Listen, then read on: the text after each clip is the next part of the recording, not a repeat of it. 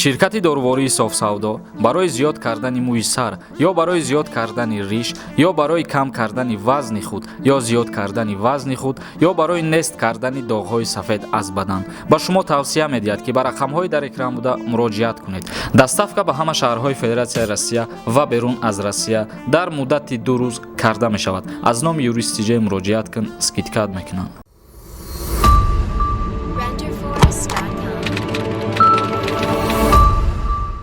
ассалому алайкум ба ҳама тамошобинони барномаҳои Сорбон Сафаров канали юристиҷа. Видеои имрӯзаи мо дар мавриде ки оё аз Россия ба ҷумҳурии Тоҷикистон парвозҳо чӣ гуна шуданд, оё ба анҷом расиданд ё ки дар моҳи ноябр боз муқаррар кардагӣ ҳастанд ё ин ки не. Мутобиқи қарори ҳукумати ҷумҳурии Тоҷикистон ба ҳама маълум буд ки то рӯзи 31 октябр аз Россия парвозҳои чартерӣ муқаррар шудагӣ буд ва 31 октябр якбора дар як рӯз 6 рейс муқаррар кардагӣ буданд ки 4 аз шаҳри Москва буд ва як таи дигаш аз Казан, як таи дигаш аз Новосибирск. Вале мутаассифона дирӯз бо сабабҳои анаҳамӣ беморӣ парвозҳоро атминид кардану рӯзи 31 октябр муҳоҷироне ки чипта харидорӣ кардагӣ буданд ба ҷумҳурии Тоҷикистон бо рейси чартерӣ омада натонистанд. Сабаби ира сафири ҷумҳурии Тоҷикистон дар Федератсияи Россия муқаррар кард ва тасдиқ кард, гуфт ки бо сабаби намин вазъияти беморӣ Федератсияи Россия иҷозат надод ки дирӯз ширкати ҳавопаймоии Somon Air ба Россия ба аэропорти Домодедово ва парвоз кунад ва муҳоҷирое ки чипта харидорӣ кардагӣ буданд ба 31 ба анаҳамӣ сабабҳо иҷозат надод худи Россия ки самолёти ҷумҳурии Тоҷикистон ба Россия ворид шавад. Дар иҷа бародарои азиз, вазири нақлиёти ҷумҳурии Тоҷикистон боз сухангӯӣ кард ва қайд кард ки ин мушкилиро рӯзҳои наздик ҳал хоҳанд кард ва ҳамун 200 муҳоҷир ё ки зиёда аз 200 муҳоҷире ки чипта харидорӣ кардагӣ буданд барои анаҳамӣ ба ҷумҳурии Тоҷикистон омадан ҳамувора ба ҷумҳурии Тоҷикистон бармегардонанд. Вале дар моҳи ноябр ҳоло маълум нестае ки боз парвозҳоро муқаррар мекунанд ё ин ки не. ҳозир танҳо баҳси анаҳамӣ рафтаистае ки муҳоҷирое ки ахирон рӯз бояд ба Тоҷикистон меомаданд вале иҷозатшон надоданд, танҳо ҳозир ҳамира ҳал кардастанд ки бояд ҳамувора биёранд то ки ба мисли пештара дар фурудгоҳ дар намонану мақсад ба душвориҳо дучор нашаванд. Тамошобинони азиз, акнун мегзарем ба қисми хондани комментарияҳо. Улуғбек нависта, ростай меган шакар қимат шидай дар Тоҷикистон. Бале ҳама чӣ қариб қимат шидагӣ бародари азиз. Вале президенти ҷумҳурии Тоҷикистон Эмомалӣ Раҳмон пас аз савган ёд кардан дар маҷлиси худаш қайд кард ки анаҳамин нархи навои озуқаворӣ дар бозорҳои ҷумҳурӣ назорат карда шавад ва рӯзҳои наздик мо як маълумоти пурратар дар оиди нарху наво барои чӣ қимат шид ё ки бо арзон мешава ё бо қиматтар мешава, чӣ гуна мешава, мо рӯзҳои наздик иншааллоҳ ки як навори пурра ба шумо пешкаш мегардонем. Як аз дигар нависа: салому алайкум ака, парвозҳоро меган маҳкам шид. Ростай парвозҳо дар аввали видео мо қайд кардем бародари азиз. Мадина Разоқова нависта: 1 октябр дараҳо кушода мешавад, илтимос гап занед. Апаен ё ки хоҳарен моҳи октябр ба фикрам буд чӣ? Абдукарим нависта: ака, аз Россия через Узбекистон мешава? Биген зарурай, пешакӣ раҳмат.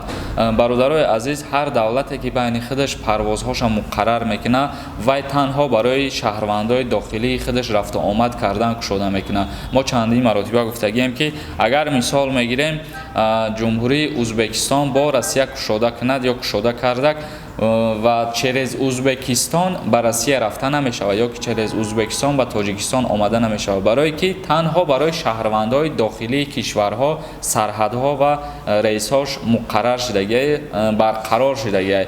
Вале аз ҷумҳурии Тоҷикистон ба Россия танҳо ба воситаи ду давлат рафта мешава. Танҳо ҳамвое ки шаҳрвандии Россияра доранд ё ки вид на жительство доранд, метавонанд через Дубай ё ки через Турсия ба Россия ворид шаванд. Алимова Мадина нависта: ассалому алайкум ва раҳматуллоҳ ака. чанд бор навистам, ҷавоб надодем. Ман мухлиси шумо, ҳар як барномаҳои шуморо тамошо мекунам. Илтимос ҷавоб диҳед. Ман дар Москва агар посольствода номнавис кунам, чанд қадр навбат меброяд. Ҷавоб тиҳед интизорум барори кор шумода дар паноҳи Аллоҳ бошем. худованд шуморо ҳам низ нигаҳбон боша.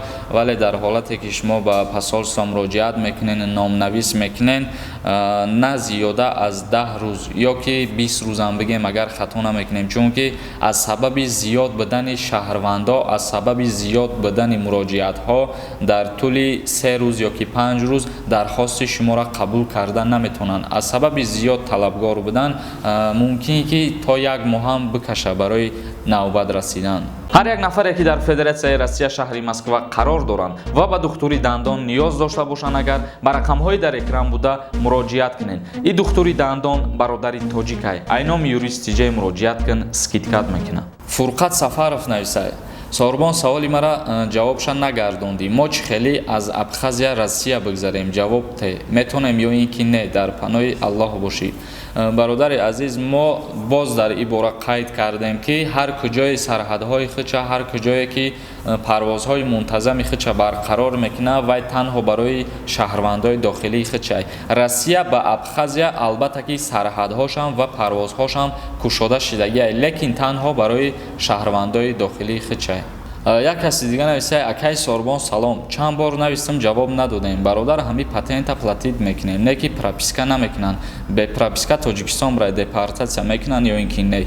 то 15 декабра барои мигрантҳо ҳукумати Россия супоридани пули ҳамин пропискара озод кардагиай. яъне ки шумо патентон қонунияй ҳуҷҷатгузорӣ кардагиену пулша пардохт мекунен ва дар ҳоле ки патент дорену шумо ба Тоҷикистон миёед, дар ин ҳолат депортатсия намешавед. дар ҳолате ки депорт мекунанд, мисол яке аз мо шумо Россия мерем, қонуну қоидаҳои Федератсияи Россияро риоя намекунем, бе ҳуҷҷат гаштугузор мекунем, мисол прописка дар хидмона намемонем, патент намекунем, дигар ҳама ҳуҷҷатҳое ки тасдиқ шудагӣ, муқаррар шудагӣ барои муҳоҷиро, ҳамун чизҳоро агар мо риоя накунем, вақте ки мо баъдан боз ба ҷумҳурии худмон баргаштанӣ шавем, дар ин ҳолат мумкин аст ки яке аз мо шуморо ихроҷ кунанд аз Россия.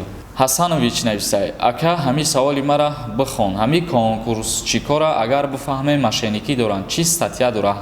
ҳамаш ба далеле ки мошенникӣ доранд, мардум да дурӯғ кардесиянд, чанд сол ай озодӣ маҳрум мешавад. илтимос бихон ҳамира ответ бите.